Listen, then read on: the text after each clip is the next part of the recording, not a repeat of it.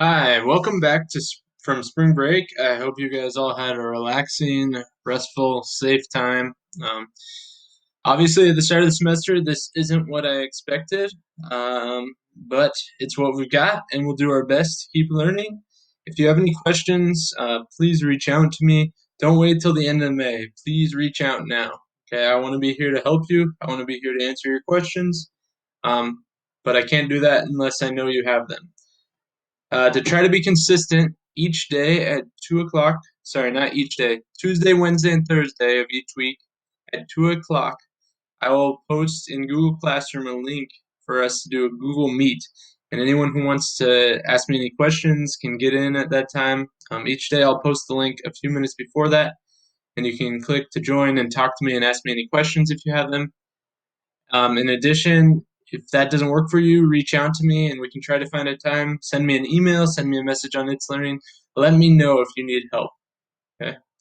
So today we are going to start off by talking about a few different vocabulary words. If you look here, the word parallel lines. Okay, lots of you probably know what that is. Lines that lie on the same plane and do not intersect. So there's an example of that right here in this picture. Or if you look here, these two pens, they run parallel. They run beside each other. I could turn them on their side. They still run parallel. I could even turn them like this. As long as they run beside each other, they are parallel. And if you look right here, where I'm moving my mouse, that is the symbol right here. It looks like kind of like an 11 or a railroad tracks. That means that line JL is parallel to line JM. Our next word, perpendicular lines. Okay, lots of you have also probably heard this. They two lines that form right angles. Now, sometimes it might look like this. Remember, a right angle is 90 degrees, so this forms four right angles. Okay, sometimes it might look like this and just form one right angle there. If these lines would extend, they would form four right angles, okay? So if you look, the symbol for that, it kind of looks like an upside down T here. Line AB here is perpendicular to line XY. Okay, the final one, you might not know this word, skew lines. These are lines that do not lie on the same plane and they do not intersect. So my example of that is here. These two pens, if you can't tell, this one is behind it, okay, and this one is in front. They are not parallel, okay, but they also are not perpendicular. If they were touching, they would be perpendicular, but because there's space in between them, as you can see, they are considered skew. Okay, it also could be turned like this. Basically, anytime your two lines are not on the same plane, they cannot intersect, and then they also can't be parallel. Okay, so as we scroll down here, you'll notice it says that we are going to look for parallel to PQ and has to contain the point S. So let's start by marking PQ here. Right here, do you see? Ooh, that was not the best. PQ, if we draw that line in, it's what's in green. We need a line parallel to that contains S. So S is right here. So the only option that's parallel to that, right here, ST. So we're going to go ahead and put ST. As you can see, I need to work on my skills writing on the computer, but I'll get better over time. Okay, now perpendicular to PQ and contains S. Remember, perpendicular means they form a 90-degree angle. So if it has to contain S, the only option is right here from S to P. Do you see how right there is a 90-degree angle is formed right there? Okay, so our answer for that one, PQ and contains S, is going to be segment SP. Remember, segment means it has two arrows, or sorry, segment, I misspoke. Segment means it has two endpoints, so that one does not continue. Now, if we drew an arrow on the end, we could. And I guess technically now that we look at it, there's no arrows on this first one, ST, so instead let's change that to a segment. Okay, then question 3, skew to PQ and contains S. So once again, it needs to be skewed to this initial line, PQ, and contain S. Now we know that ST is parallel, SP was perpendicular. The only option is SU. And if you look, PQ is slanted like this, and SU goes like this in the background, you can kind of see. So those are going to be considered skew. Now, once again, if you wrote those in the other order, SU, you could also call this US. I don't care on the order on a segment or on a line. However, an array order does matter. Now, question 4 says name the plane parallel to the plane PQR. Plane PQR is right here on the end. So it's basically saying what is parallel to this plane. Now with planes, they still have to run beside each other. Okay, they're going to go beside each other. And they can never intersect. So if we look over here, PQR, the one that's parallel is over on the other side. Now to name a plane, we just have to list 3 points. So SUT, STU, TSU, any of those will work. Okay, as long as we name those 3 points in any order. All right, the final thing that we're going to talk about today is a couple different types of names. When we have 2 parallel lines cut by a transversal, there's a couple different angle relationships. So what I mean by 2 parallel lines, here you see line L and line M are parallel, cut by a transversal. It cuts transverses across those 2 lines. So line N here cuts them.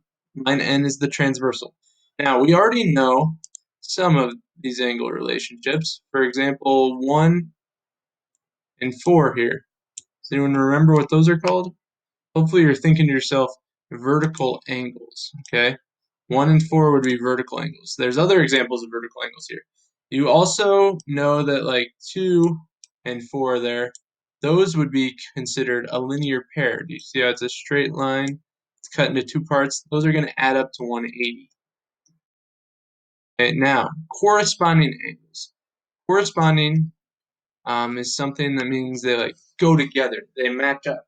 For example, if I grab my shoe here, my left shoe, the corresponding shoe to this is the right shoe, right? They match up, they form a pair. Okay, so if we look here, angle 1 compared to the point of intersection, right here, if we go up and to the left, that is angle 1. So then we go to the other point of intersection, go up and to the left, and that's angle 5. Okay, so the way we write this for our corresponding angles, we're going to say angle 1 and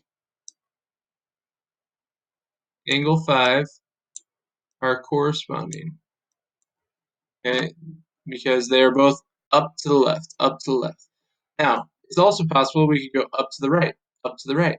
However, if we did that, instead of 1 and 5, it's going to be angle 2 and angle 6 that are corresponding.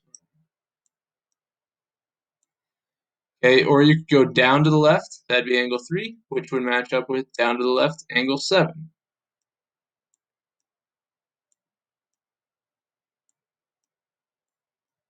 And finally, there's one more pair. Down to the right is angle 4, down to the right is angle 8.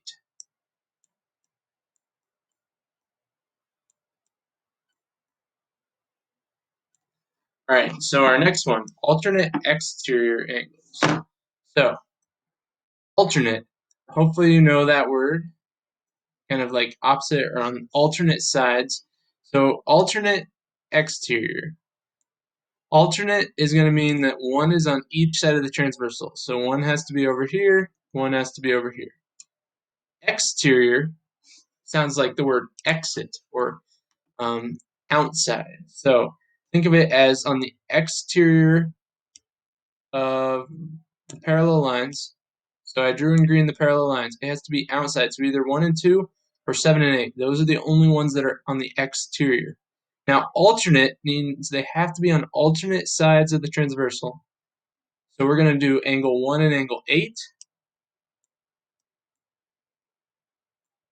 And then there's one other pair. See if you can think of it. And the other pair is going to be angle 2 and angle 7.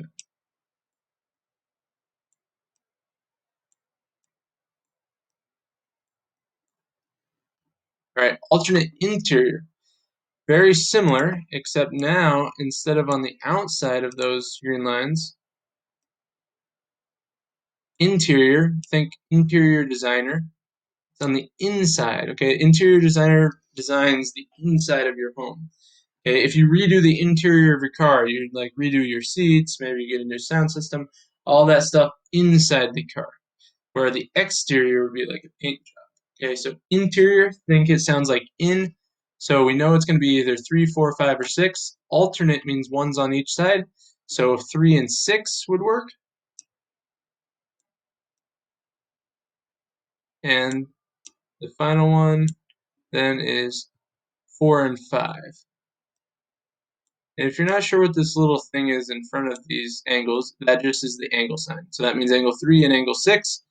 And then I'm also going to say angle 4 and angle 5. Okay, so now consecutive interior. Consecutive means one after the other. Okay, we've have consecutive days with rain. That means it rained on Monday, then Tuesday, then Wednesday. Okay, it means one after the other. Interior still means inside. Okay, so consecutive interior. It's similar to the last one, except consecutive, we're going to say, means they're on the same side. So 3 and 5 would be an example of that. Angle 3 and angle 5. And then also 4 and 6 are consecutive, or same side. And I want you guys to remember, same side also means the same thing as consecutive. So sometimes you might see it written instead of, let's see if I can type right here. Oops, my mistake. You might also see consecutive written as same side.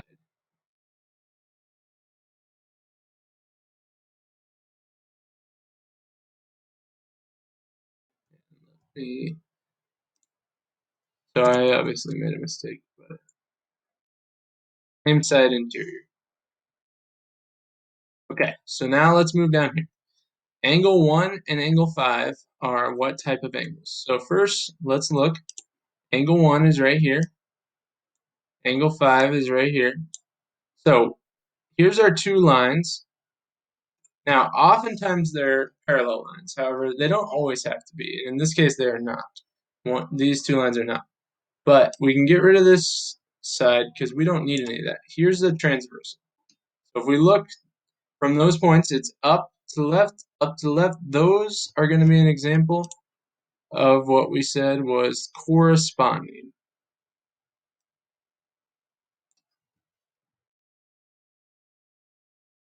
Okay, so now 3 and 16. Now to do this, we need to reset, and we're going to mark angle 3 here with angle 16.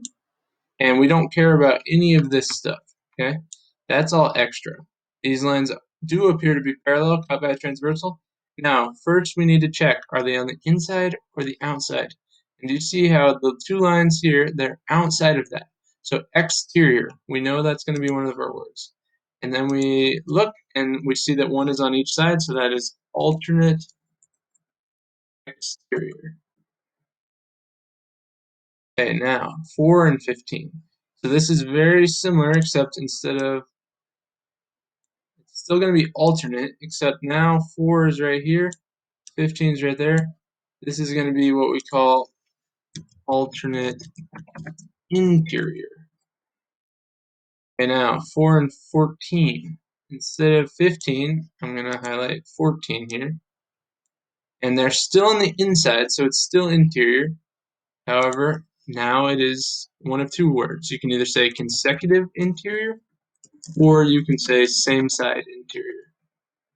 And then our final one, I think we're going to have to reset on this. So this time it is angles 4 and angle 8. So angle 4 is right here. Angle 8 is right here. Once again, this is all extra. Our two lines cut by the transversal, they're on the interior. And we're going to go ahead and call that consecutive interior. Or you can call that same side interior. So go ahead, give the It's Learning a try.